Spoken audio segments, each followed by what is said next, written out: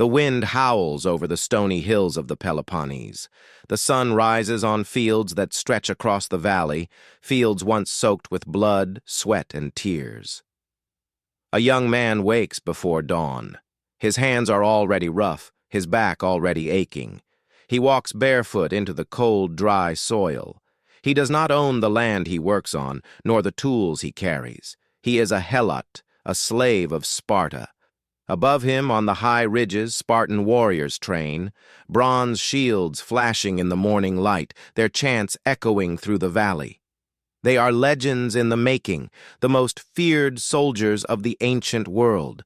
But the Helot knows that every grain of wheat, every drop of wine, every piece of bread that sustains these warriors comes from the toil of his people. He lowers his head.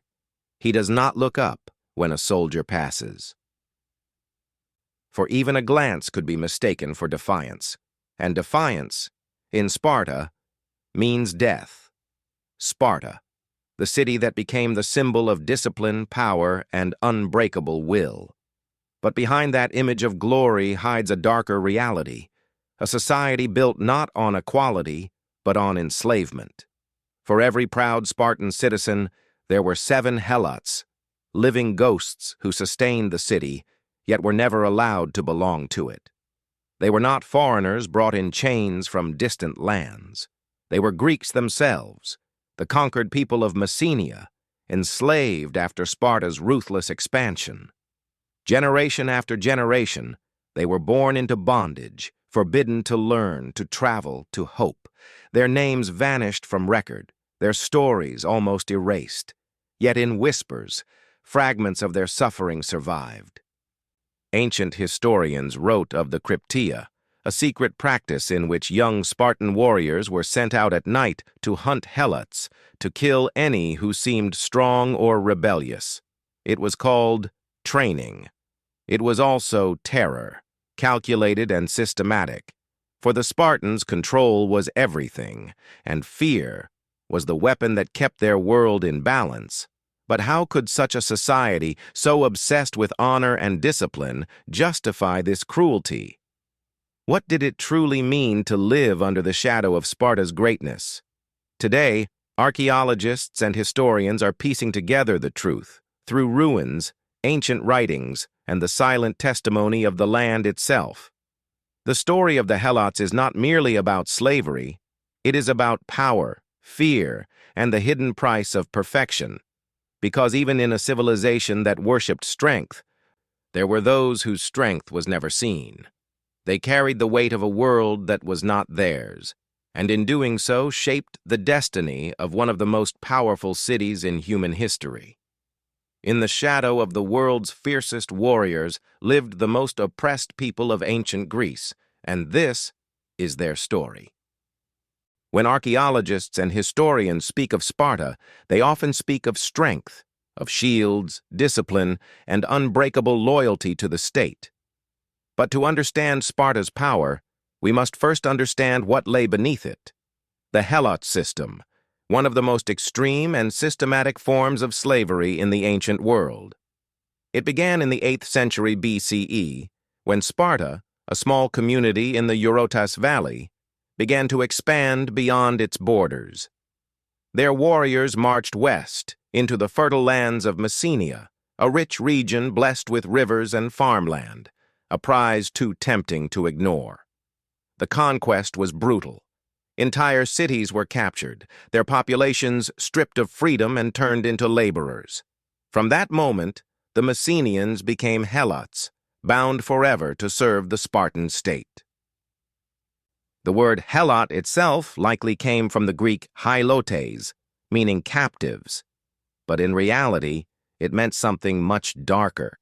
They were not simply slaves of individuals, they were slaves of the state. Every Spartan citizen, every warrior, every child in the Agog, the harsh military training system, was supported by the invisible labor of these people. The Helots farmed the land, harvested the crops, and delivered a fixed portion of their yield to their Spartan masters. They were allowed to keep only enough to survive, just enough to stay alive and continue producing. They could not buy freedom. They could not leave. They could be beaten without punishment, killed without consequence. Ancient writers like Plutarch and Thucydides describe the Helots with a mix of horror and fascination. Plutarch wrote that the Spartans treated them with calculated cruelty, so that they would never forget they were slaves. Helots were forced to wear animal skins, made to appear drunk during festivals to be mocked by Spartan children. They were humiliated, dehumanized, and constantly reminded that they were lesser beings. And yet, the Spartans feared them, because there were so many of them. Some estimates suggest that for every Spartan warrior, there were 7 or more Helots. In numbers, the Helots could have overpowered their masters easily, but fear was the invisible chain that bound them. To maintain control, the Spartan state invented one of the most disturbing institutions in history, the Crypteia. It was part secret police, part initiation ritual. Each year, the ephors, Sparta's ruling council, would declare war on the Helots, legally allowing Spartans to kill them without committing murder. Young warriors, just emerging from their training, were sent into the countryside armed with daggers. Their mission, to eliminate any Helot who appeared strong, intelligent, or rebellious. This was not just cruelty, it was psychological warfare. It was designed to break hope before it could form. The Crypteia ensured that no Helot ever believed rebellion was possible. Archaeological evidence supports the written accounts. Excavations in Messenia have uncovered remnants of fortified farmsteads, isolated and watchful, places where Helots once worked under guard. Inscriptions found in nearby sanctuaries speak of offerings to the gods for safety from revolt. Even the landscape itself, dotted with small military outposts, tells a story of control and paranoia. For the Spartans, their survival depended entirely on keeping the Helots in submission. Their military system, the pride of Greece, existed because Spartan men were freed from manual labor to focus solely on war.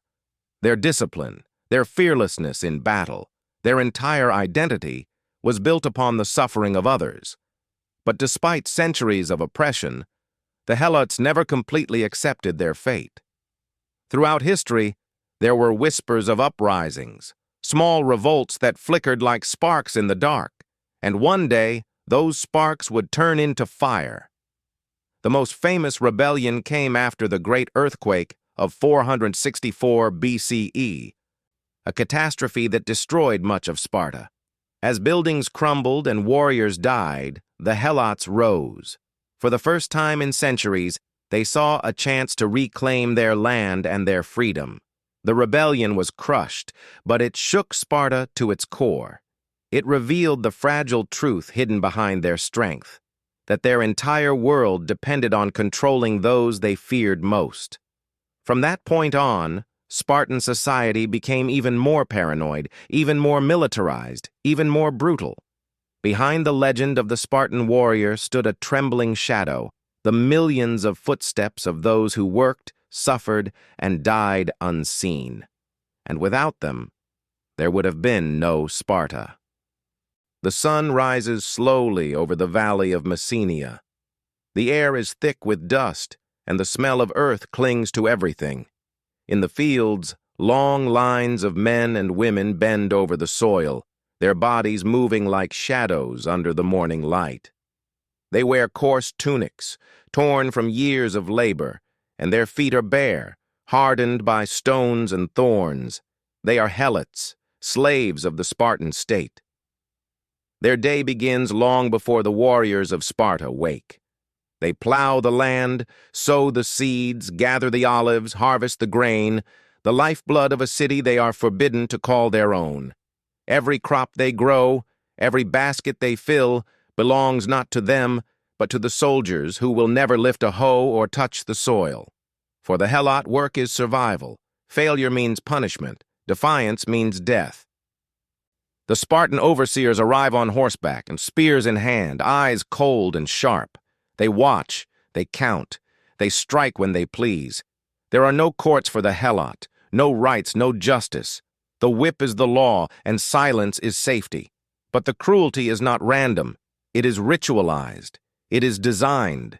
The Spartans believed that only through fear could order be maintained. Each year, the ephors, Sparta's high officials, declared an official war against the Helots. It was a horrifying paradox. The state went to war with its own slaves so that killing them would not be considered murder. Under this decree, groups of young Spartan men, the Crypteia, would disappear into the night. They would stalk the countryside, hide in ditches, and strike without warning.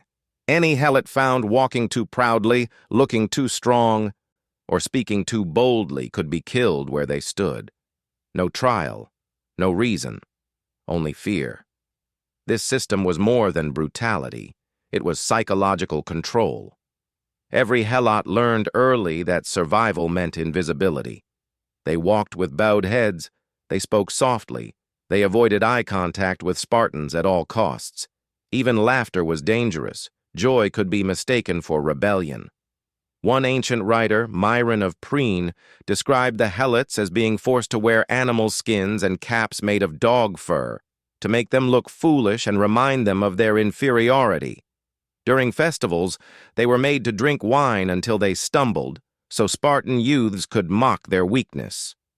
The Spartans called it education, but what it really taught was fear and obedience. And yet, beneath the surface of that fear, something else survived: defiance. Archaeological studies in the region of Messenia show traces of secret gatherings, small clay idols hidden beneath floors, amulets scratched with protective symbols, prayers to local gods for strength and freedom. These were the whispers of hope, buried beneath centuries of silence. Helots found ways to resist without being seen. They slowed their work. They hid part of their harvest. They passed stories of courage to their children. Even in bondage, they refused to forget who they were: Messenians, not slaves. Imagine it: night in the countryside. The stars shimmer faintly over Mount Ithome. A group of Helots huddle around a dying fire, their faces lit by the soft glow of embers. They whisper stories of the old days, when their ancestors were free, when their lands stretched wide and rich. They speak of a time when Sparta will fall, when their chains will break. But the sound of footsteps nearby silences them. A branch snaps, the fire crackles, every heart stops. Is it the Crypteia? They do not move. They do not breathe. Because in Sparta's world, a single sound could be a death sentence. Over generations, this terror seeped deep into their souls and into Spartan culture itself. The warriors of Sparta believed they were the most disciplined people in the world. But discipline came from fear, not just fear of defeat, but fear of the Helots themselves. The entire Spartan way of life, its walls, its weapons, its rituals, was built to contain the people beneath them. It was a paradox of power. To stay strong, Sparta had to keep others weak. To maintain freedom for the few, it had to ensure slavery for the many. Modern historians now see the Spartan system not as a model of perfection, but as one of control and fragility. The Helots' labor allowed Sparta to focus entirely on war, creating one of the most formidable armies in ancient history. But it also chained the Spartans to a cycle of violence, one they could never escape. They lived surrounded by the people they had enslaved, haunted by the fear that one day those same people would rise and take everything back. And in that constant tension between power and fear, pride and cruelty, the real tragedy of Sparta was born. For centuries, Sparta thrived on domination. The Helots bent their backs in the fields, the warriors sharpened their spears, and the world looked upon Sparta with fear and awe. But beneath the silence of submission, something ancient and dangerous was growing, a quiet rage that no spear could ever fully destroy. The first great tremor of rebellion came not from men, but from the earth itself. In 464 BCE, Sparta was shaken by a massive earthquake. Entire buildings crumbled, temples split open, and the proud city that had once stood as an unshakable fortress was reduced to ruins. Thousands of Spartans were killed, crushed beneath the weight of their own stone walls. And when the dust settled, the Helots rose. They seized weapons, stormed garrisons, and joined forces with the perioikoi, the free but non-citizen class of Sparta. For the first time in centuries, the balance of power wavered. The Helots retreated to Mount Ithome, a natural fortress in Messenia, where they built defensive walls and prepared for a long resistance. It was a rebellion that terrified Sparta more than any foreign invasion ever could. Because this time, the enemy spoke their language. This time, the threat came from within. The Spartans, weakened by the earthquake, were forced to do the unthinkable. They called for help from Athens, their traditional rival. But when the Athenian soldiers arrived, they saw something that shocked them. Helots fighting with discipline, courage, and hope. The very qualities Sparta had claimed as its own. The Athenians began to sympathize. They spoke kindly to the rebels, some even offered food and support. And that, to the paranoid Spartans, was unforgivable. Sparta dismissed the Athenian troops in humiliation, fearing that the virus of freedom might infect their slaves. The siege of Mount Ithome lasted for nearly 10 years, 10 years of starvation, ambushes, and blood. In the end, the Helots were offered a deal: freedom, if they left the Peloponnese forever. Thousands accepted, leaving behind the land of their ancestors, their families, their history. They were free in name, but exiled in truth. Sparta had survived, but the cost was enormous. From that day onward, Sparta became more isolated, more suspicious, and more cruel. The Crypteia became harsher. Surveillance increased. Even the Spartan children were taught that the Helots were monsters, enemies in disguise. This fear became the backbone of Spartan life. The city turned inward, obsessed with purity, with discipline, with military perfection, a wall of spears against the shadow of rebellion. But in their obsession, the Spartans lost something vital: the ability to adapt. While other Greek city-states like Athens built empires through trade, art, and philosophy, Sparta remained frozen in time, a perfect machine built for war, but unable to evolve. Centuries later, historians and archaeologists would look back and see the irony.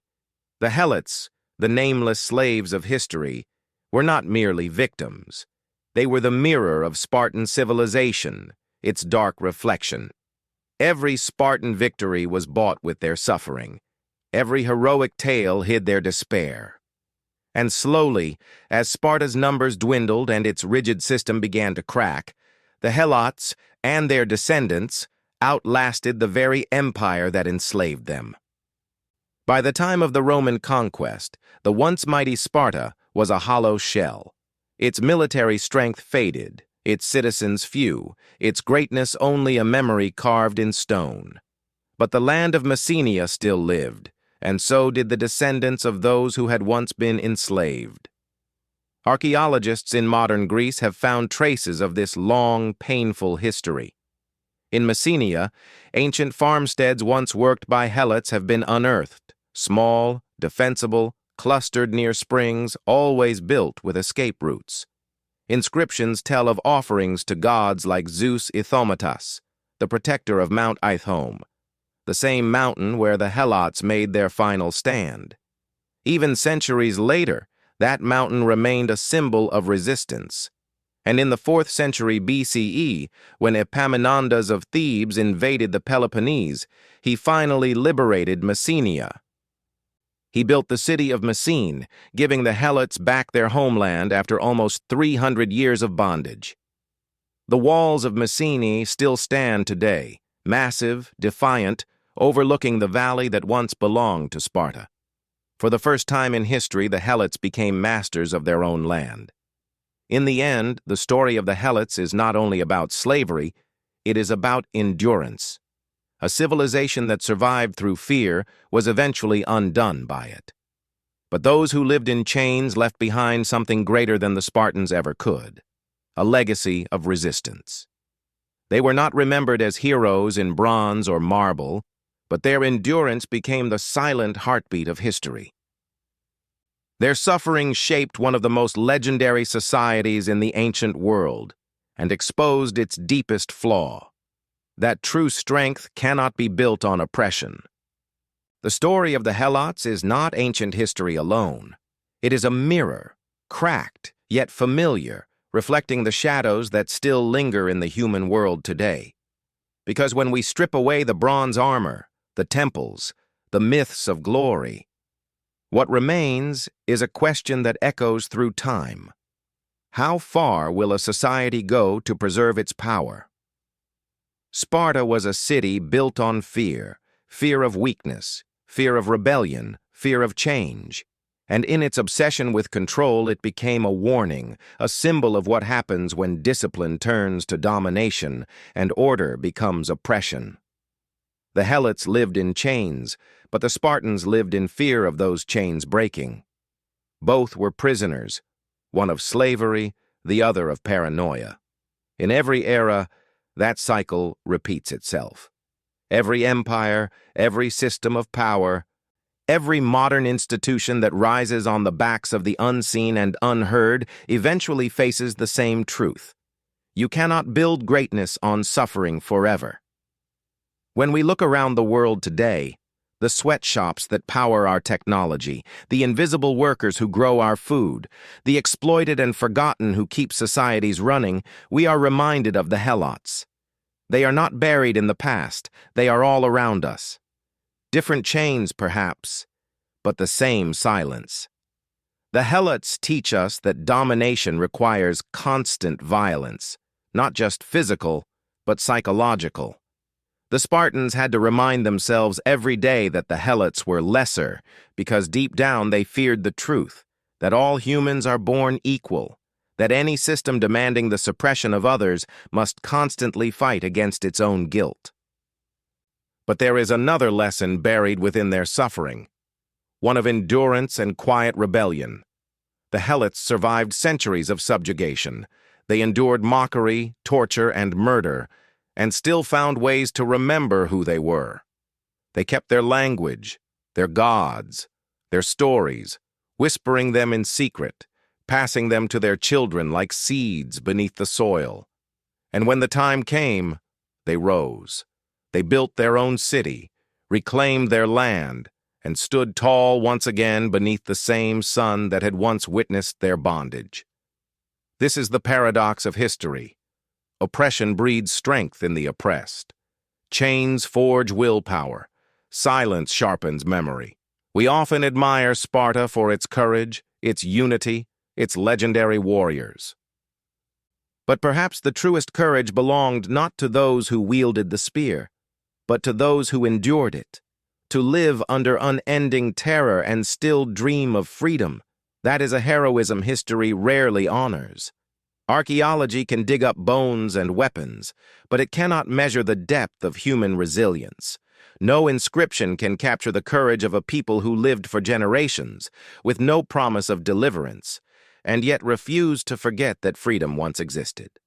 When we study human evolution, we often look for fossils, tools, or civilizations that shaped who we became. But stories like that of the Helots remind us that the true measure of humanity is not in what we build, but in how we treat each other. The Helots lived and died without monuments, yet their endurance shaped Sparta's destiny. Their rebellion forced Greece to confront its moral contradictions. Their story, buried for millennia, now rises again, not as a tale of defeat, but as a testament to human endurance. Perhaps that is why history keeps returning to the Helots, because in their suffering, we recognize our own struggles, the endless battle between power and compassion, dominance and dignity. And in their survival, we find a quiet kind of hope. The Helots remind us that no system of oppression lasts forever, that every wall, no matter how high, eventually cracks, and that freedom, once remembered, can never be fully erased. Soft background fades in, a slow heartbeat echoing through time. Narrator, gentle, reflective. Maybe the real legacy of Sparta is not its warriors, but its warning. That a civilization obsessed with control will one day be consumed by it, and that the true strength of humanity lies not in dominance, but in empathy, endurance, and the courage to remember. The valley of Messenia is quiet now. The olive trees sway gently in the wind, their roots digging deep into the same soil once soaked with the sweat and tears of the Helots. The walls of ancient Messene still stand, not as ruins of defeat, but as monuments of endurance. The sun that once burned on the backs of slaves now sets in peace over their descendants' land. Time has buried the names of those who suffered. No historian recorded their faces, no poet sang of their courage. And yet they were there, unseen, unheard, enduring the unendurable. Their hands built the wealth that fed warriors and kings. Their silence carved the foundations of a civilization that has outlived them all. We often celebrate the Spartans, their bravery, their discipline, their glory at Thermopylae. But rarely do we ask what price was paid for that glory. Behind every shining shield stood a Helot, carrying the burden of another man's freedom. History remembers the conquerors, not the conquered. But without the conquered, there would have been no Sparta. Without the Helots, there would have been no warriors, no victories, no legend. And that is the paradox of power, that every empire built on domination carries within it the seeds of its own destruction. As centuries passed, Sparta crumbled into myth. Its rigid walls fell silent, its warriors faded into memory, but the Helots, the nameless, the forgotten, left behind something far more lasting than the clang of bronze or the shout of battle. They left behind a lesson, that strength built on cruelty is weakness disguised as order, and that freedom denied to one will eventually haunt all.